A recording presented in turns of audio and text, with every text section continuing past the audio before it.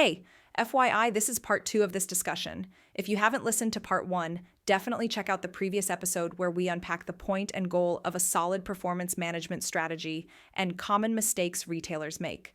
Thanks for listening. Instead of fixing actual problems by effectively managing performance, which includes proper discipline and all the other kind of stuff like that too, it's just easier to just weaponize a policy because employees are out to get us. We have to control, we have to retaliate, we have to oppress them in order for them to actually, not take advantage of our good nature. And that's really often the reality that we see. Okay. I'm going to steer us back to performance management. It always does come. And this is why we need guardrails now.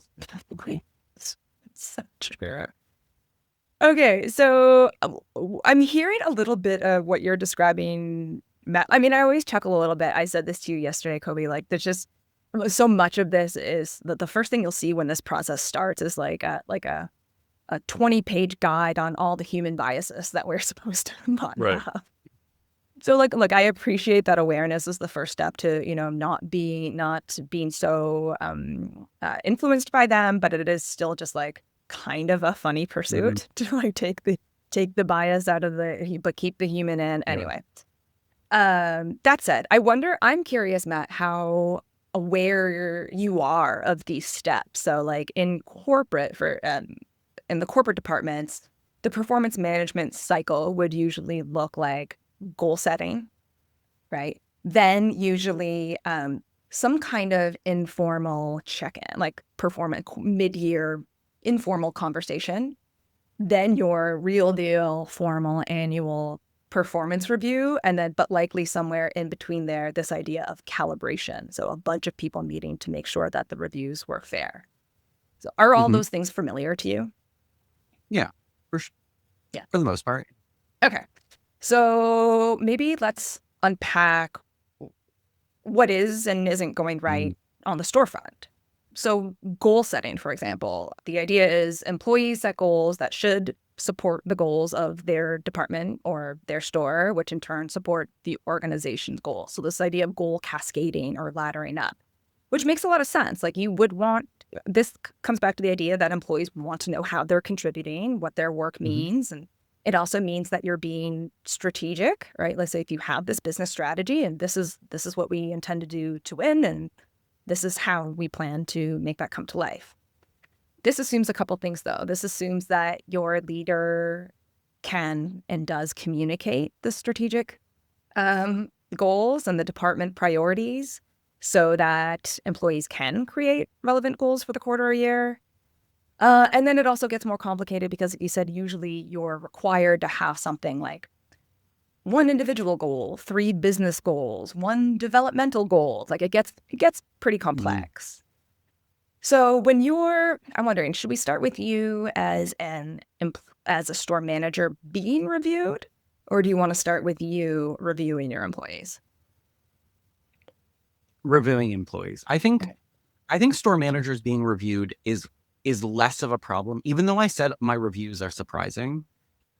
It's less of, and that could be me. That could be my own bias too. Like maybe they shouldn't have been surprising because I'm also a harsh critic of myself. So all the ones where I did good and was surprised, probably on me. Because honestly, sometimes there's no amount of like praise that I could get that I like actually absorb. So that's like, we'll just put that aside for a second. Because I think reviewing a team is much more difficult than a DM reviewing a store manager, because I like know the store goals, right? Like all of the pieces for a store manager are a little bit more cut and dry. I think managing a team on the sales floor, much more gray. Okay. So how structured is, let's say, with like your hourly employees? Are they asked at some point during the year to create a goal? No. Right. Okay. Do they have a formal performance review, assuming they stay a year? Yes, they have a formal review. Yeah. Yeah. So, I mean, we kind of just fell into one of probably the issues.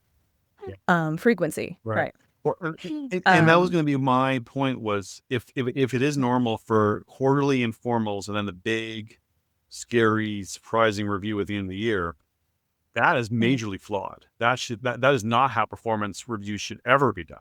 How they should be done is your quarterlies should be your formals. They should be like adding to that report card, right?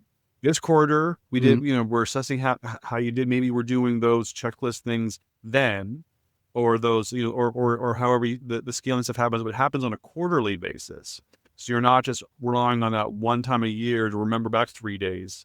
And then it should be, quarterly formal, year end formal, and kind of review. But then that review should actually be reviewing the last quarters. And what should be happening is on a weekly basis, you should be having 5 to 10 minute check-ins with team to address any issues. So we have things to talk about in the quarterly forms. That's how it should be. And I'm sure the problem that anyone listening to this, and you may be thinking this, Matt, too, is I don't have time for that. Well, it's because you're supposed to be doing 60% of your time should be spent in people management and 40% on task management. Otherwise, you're being set up to fail. Well, and I also think I'm thinking about this too, and like, especially when I have bigger teams, it's easier when you have smaller teams, but when I've had bigger teams and what that looks like, and a lot of times I'm thinking of someone who's just in the middle, right? Like they're not amazing, but they're not bad. They come in on, whatever. If they come in on time and they don't break dress code and all of those things, I'm not talking to them as much. So it might be surprising to them that they're meh. Whereas if there's an employee who is breaking dress code constantly or coming in late, I already have to talk with them about that. And we might actually talk about something else. Like it might be like, so listen, Tom, you've been late twice this week. Our policy, blah, blah, blah, point system, yada, yada. It's also starting to, this is going to impact how we see your performance because, and then you're giving this person maybe some praise and they're getting the feedback that other person isn't getting because they're actually not breaking any rule. So they're just getting that, like, even if you're doing like the quarterly formal and not the weekly, like kind of informal, they're like, what do you mean I'm not amazing? We never really speak. You've never told me anything. Right. Yeah.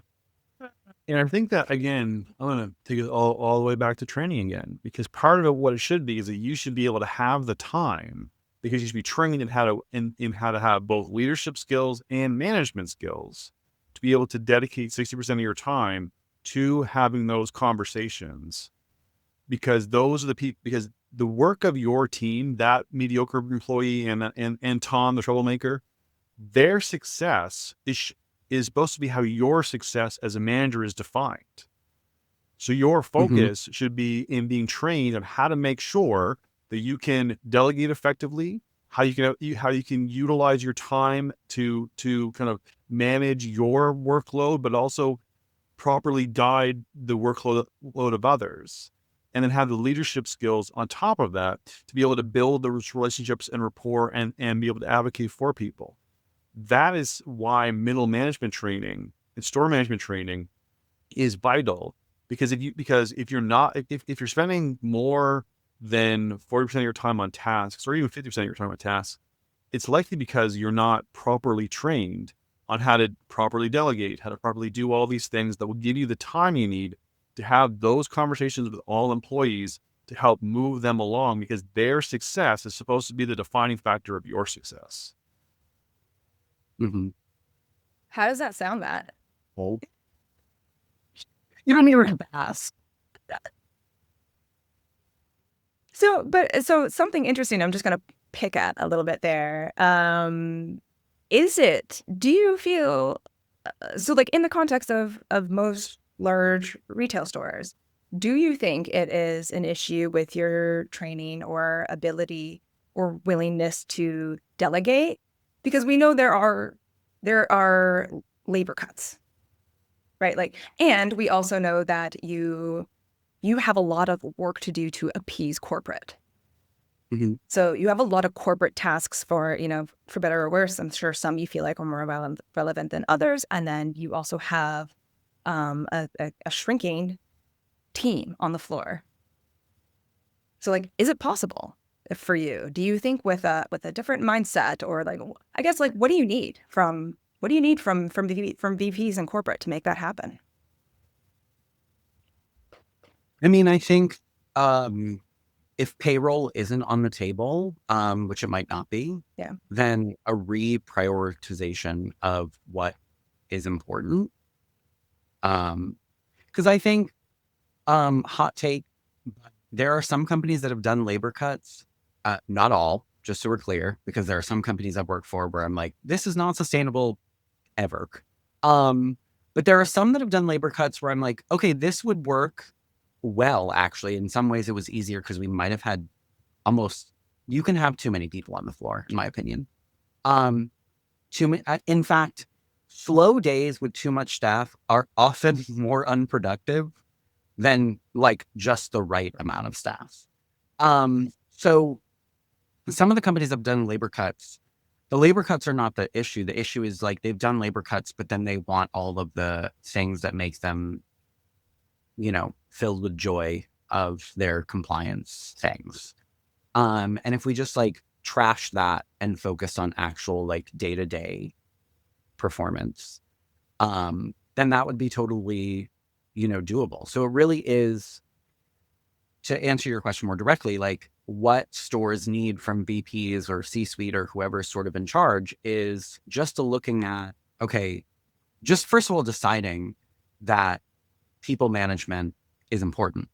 So that's number one. They just have to decide it's important and then go from there. And I think that will be different in every single retailer I've worked in, what that looks like, both on the floor and operationally.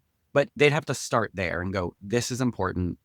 It's a priority. And it's not a priority in the sense of like, we're going to do it for 1 quarter and then lose it so that we can find another focus next quarter. Like this is a focus for us till the end of time. So one thing that we talk about on our podcast too is we'll talk about what we call the amazing race to the bottom, which is when we use only competitiveness as the benchmark for our success. As long as we're competitive with or as long as we're on par with our competitors, our peers, so as we're doing what they're all doing, then that's good enough.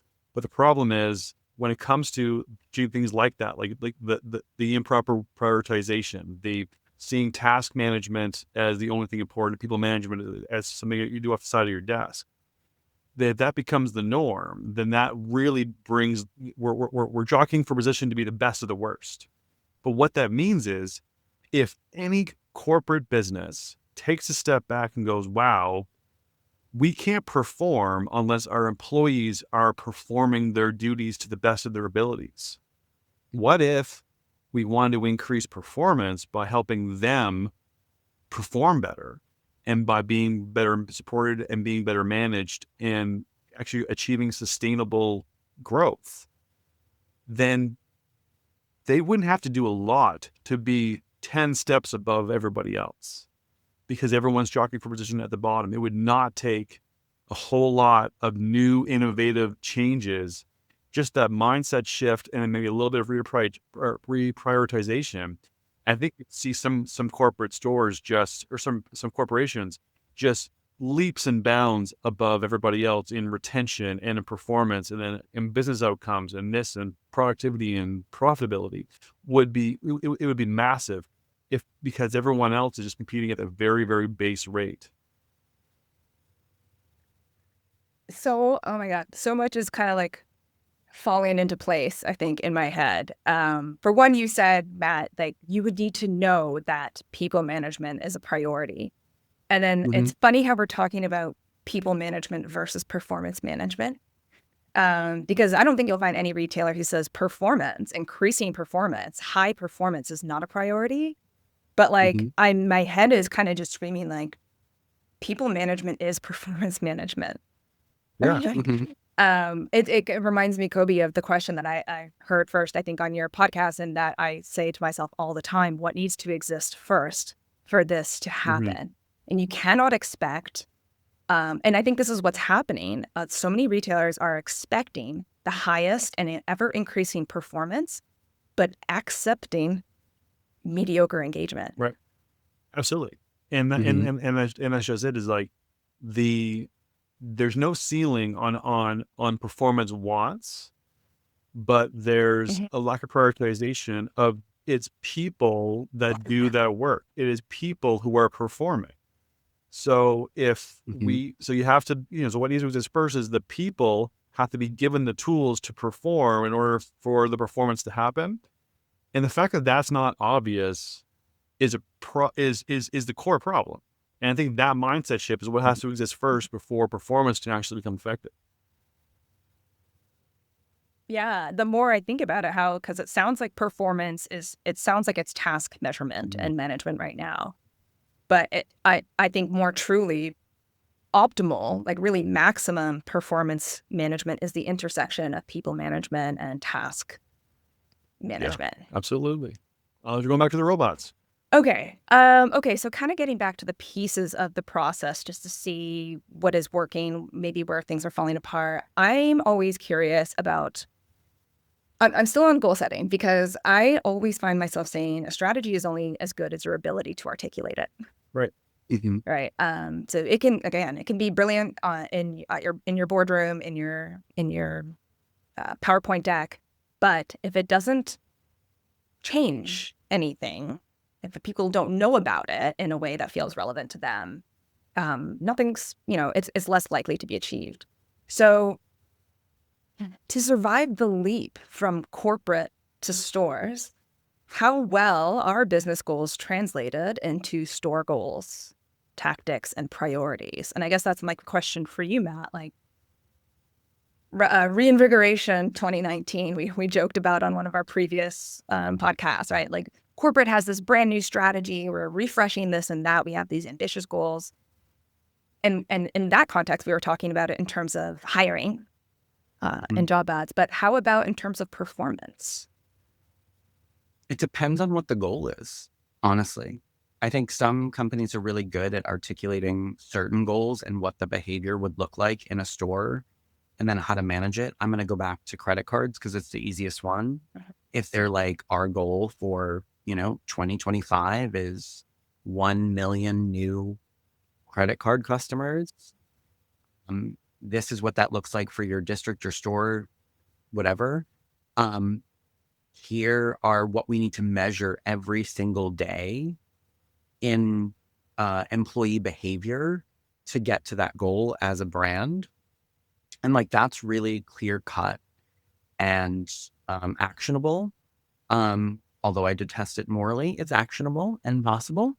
But then there's other goals. I think sales being the biggest, but the most not black and white, because I would argue that what is going to create 10% comp sales in every store is going to be different by store, depending on what their opportunities are, or depending on who their clients are, or depending on what their clients need, or what region they're in.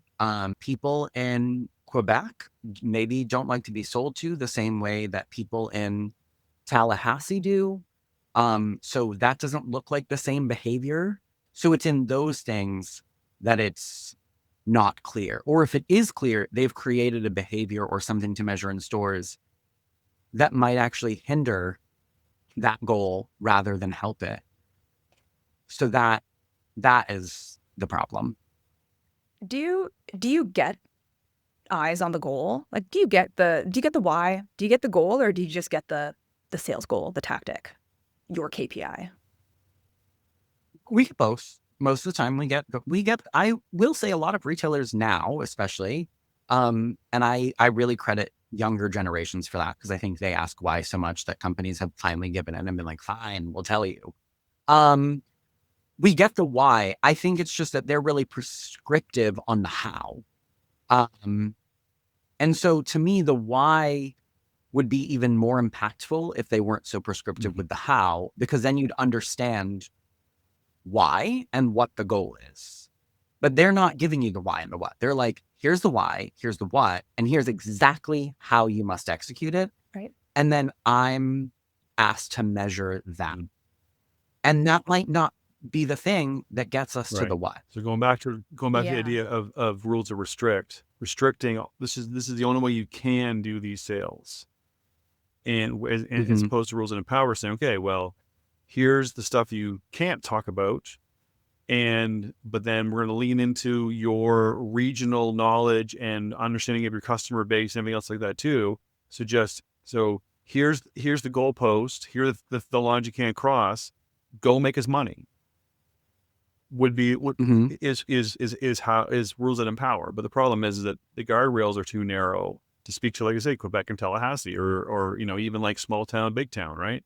So it's the idea of leaning too heavily on the rules that restrict and not allowing for any kind of improv, customization based on the audience that you're dealing with, right? Because just like any sales, you got to speak to your audience. Yeah, and not taking advantage of your knowledge, like every individual store manager's knowledge of their store and their market and their customers. We talked about this and this idea of corporate has all the power, but not enough context across different locations. And store managers have all the contacts, but in this instance, you're not given any power to influence how this strategy is brought to life. So this is, I guess the takeaway there is like some kind of feedback mechanism, some kind of way to incorporate your store managers in the how based on their expertise in their nuanced market. I've never worked for a company, I don't think. Maybe not, I don't know. But I've definitely worked for leaders that were good about that. So I've had leaders that come in and they're like, all right, here's the goal. How are you reaching it? Because you're not doing what you're supposed to be doing. This actually happened at a regional visit once. And I was like, well, I'm going to reach it by doing it this way because that doesn't work in my store. I've tried it and it failed every time. And the regional leader just looked at me and goes, honestly, you get the result. You'll never hear me ask again. And I said, great. You'll never ask again then. It's been great seeing you. And he left. And spoiler alert, we got the intended result. But that is like an offshoot. That's not like. But to go back to your the performance management part of it, that's where giving us the how is dangerous and the behaviors in the day to day. Because if you give me a how that doesn't work for me, well, what if I have an employee? Because I've had this situation. What if I have an employee who's very rules and compliance driven and follows exactly what they want? And then I have another employee who understands the what, they understand the why, and they go after it. And they kind of ignore the how that I told them we're supposed to follow. They go rogue. They pull a mat and they get the result. Well, now if you've asked me to review them based on behavior, now what do? Do I give them both credit? Right. How do I even manage that situation? I've actually been in that situation. So, and spoiler alert, I didn't really know what to do. So I gave them both the same rating because I was like, you followed company direction. Yay. And you got the result. Yay. Yeah, Right. that's bigger. That's such an interesting, just to put a point on it all. You're given a how that won't perform for you. Like you're given a how that you can't necessarily achieve as well as you'd like in your market, but that's how you're evaluated. It's a kind of set up to fail thing. It's certainly not intentionally. Interesting. Wow. Okay. Flip the present. Okay, before I kind of get into some overarching conclusions or final thoughts or anything like that, anything else you guys want to bring up about this performance system, process, anything come to mind? No, I really just think that going back to kind of one of the first things that I said is that if performance management is not a priority, then performance is not a priority. And so it really kind of comes down to that, it's retail is human capital head. It's about human beings serving customers, moving boxes, driving trucks, making phone calls. It's about people. And and if their performance is not managed, then their performance doesn't matter. And again, it can't just be about completion of tasks. It has to be about, giving them the rules to empower them to deliver on the outcomes you're expecting them to deliver on. And I understand the value of standardization, quality assurance, all those other kinds of things. But again, rules that restrict are common, but they're not the only tool in the toolbox of the retail leader. So it should be something where maybe it's about taking a step back and viewing all of these things from a performance perspective, from an outcomes perspective, finding a way to have people deliver the work in a way that's going to increase their performance, their outcomes, by empowering them to bring their best self to work and to be the best employee they can be. I have nothing to say to that. I just think I'm going to steal, if performance management isn't a priority, then performance isn't a priority. I'm going to steal that, maybe send off a few random emails from fake email addresses to some executive. There. Yeah. And yeah.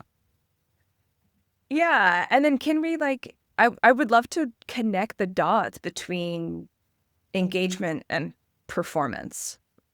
And so by that same token, if engagement is not a priority, maybe performance isn't really a priority either, because is it fair to expect the highest amount of performance while accepting low or mediocre engagement? Well, I think as I mentioned before about communications is kind of the grease that makes the machines run. And it's the idea of engagement is the employee's why.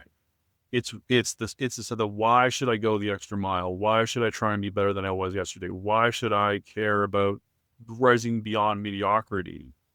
It's only through engagement is that why embedded into them. But engagement is a result of actions. It's a result of feeling like you belong. It's a result of feeling psychologically safe. It's a result of feeling appreciated and recognized.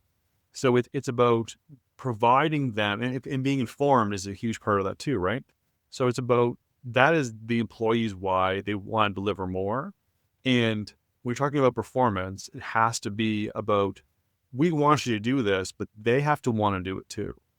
And if they're not engaged, if they're not recognized and appreciated and feeling safe and feeling like they belong, then your performance expectations for them are not of interest to them because they're in a transactional relationship with you.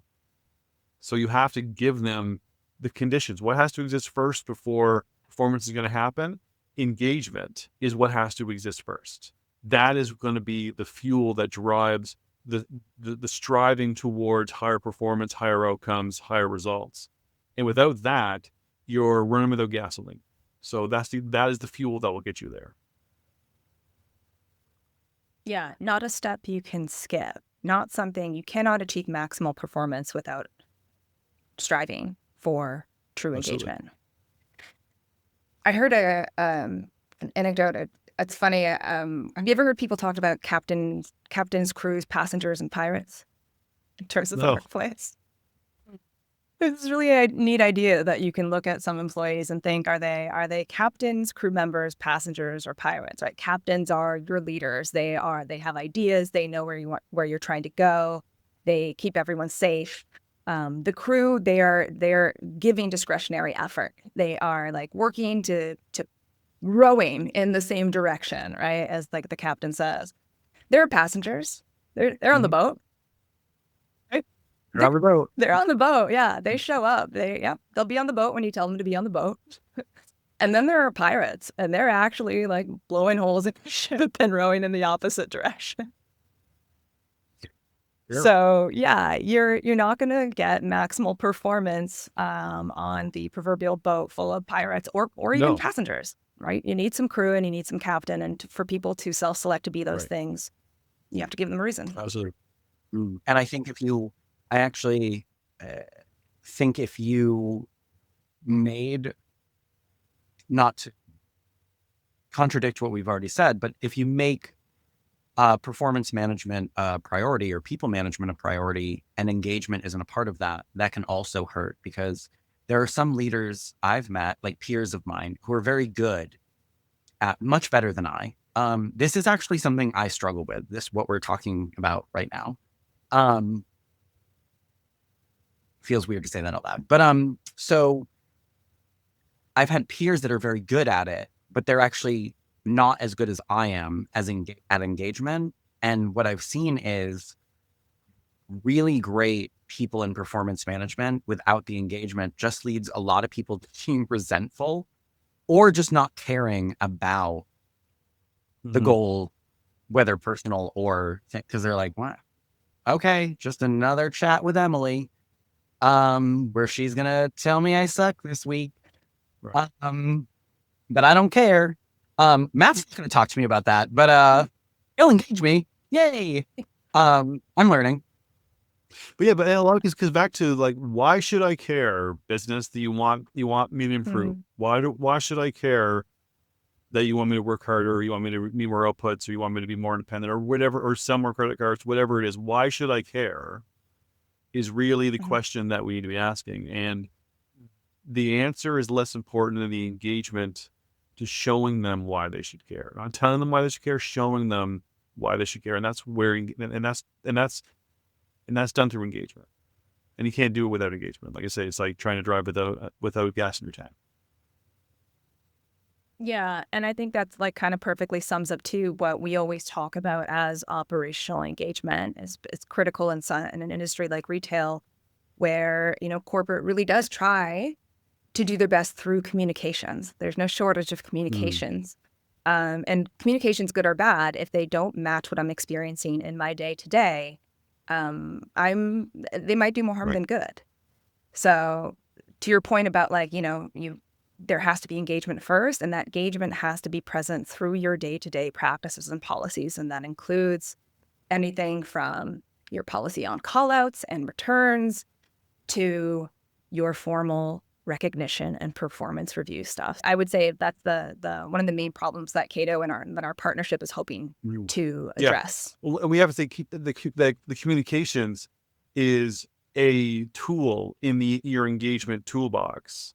Because again, like I say, it's often the grease that makes the wheels turn, but by no means is it what engagement is. It's a tool that creates engagement. Like, it's hard to make recognition, which is a excellent asset towards engagement, work without communication. Like, it's just like, you need that to have that. But again, communication and engagement are not the same. Communication is a tool that helps you build engagement and articulate it and cascade it throughout the organization. Yeah, I would say reinforce it, right? Like, it would help reinforce and strengthen it for sure. But we almost, like, the mindset shift that we try to give the VPs and C-suite, the corporate leaders that we work with, is think of your policies and practices day to day as little bits of communication.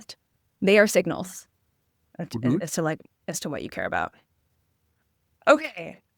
Really pleased with that discussion. Really excited. Thank you both so much for your time, and honesty and candor and willingness to share. Thanks so much, guys. Thanks. Thank you. You're listening to Dear Corporate, Love Stores.